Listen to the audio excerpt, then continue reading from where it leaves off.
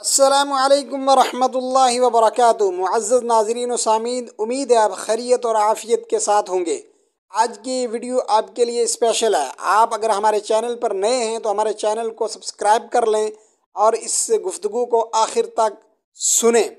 معزز ناظرین، رمضان المبارک میں جس طرح نماز پڑھنا، تراویح پڑھنا، قرآن مجید کی تلاوت کرنا، ذکر و اذکار کرنا، تسبیحات کا اہتمام کرنا اجر و ثواب سے خالی نہیں ہے، اسی طرح ماہ رمضان المبارک میں صدقہ و خیرات میں بھی اضافہ کر دینا انسان کے درجات کے بلند ہونے کا ذریعہ ہے۔ معزز ناظرین و سامعین، ایک روایت عام طور پر رمضان المبارک کے دنوں میں گردش کرتی ہے کہ ماہ رمضان میں اپنے اہل و عیال پر خرچ کرنا دیگر ایام کے مقابلے میں زیادہ اجر ہے۔ معزز ناظرین و سامعین، اہل و عیال پر خرچ کرنا بھی ثواب سے خالی نہیں ہے۔ چاہے کہ آپ اپنے اہل و عیال پر خرچ کرو، یا اپنے رشتہ داروں پر خرچ کرو، یا اپنے قرابت داروں پر خرچ کرو، یا اپنے جاننے والوں پر خرچ کرو، بہرحال رمضان المبارک میں صدقہ و خیرات کی بڑی اہمیت اور فضیلت ہے۔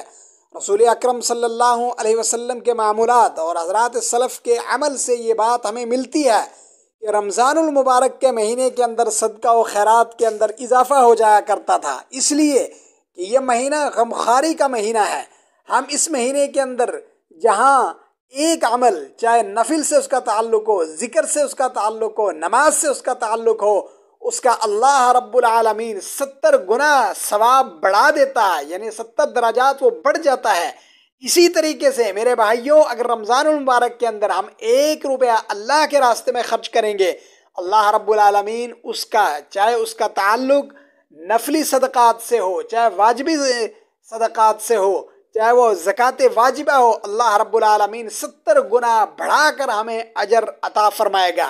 اس لیے میرے بھائیو، رمضان المبارک کا مہینہ، یہ سیزن ہے ہمارے لیے، نیکیاں بڑھانے کا موسم ہے۔